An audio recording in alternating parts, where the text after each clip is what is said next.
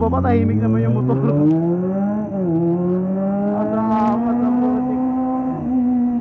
Gigil na gigil, eh, no? Kala mo may helmet, eh.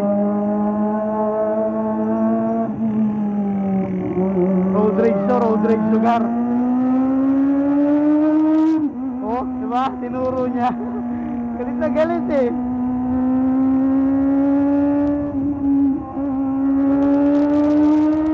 Alam mo siya mayari ng kalsada, eh.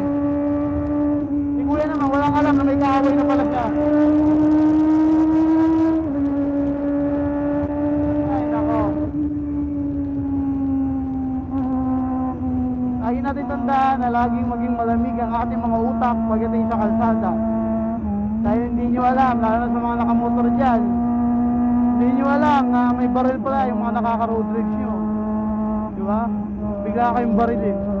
Kasi halimbawa talaga nagkapikunan, nagtataasan ng pride yung mga motorista. Hindi talaga mapipigilan yan. Kahit lisensyado yung baril yan, kahit nag-training yan, kahit nagkaroon ng maraming proseso, pagsala ang ginawa dyan, basta napikon yan, na bad trip yan, tumaas yung ego yan, papatay yan. Mambabaril yan, men.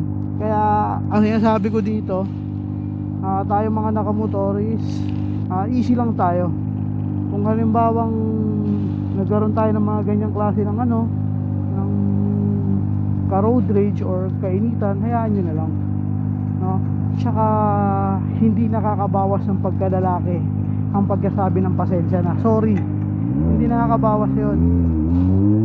Kaya sa atin, kami mga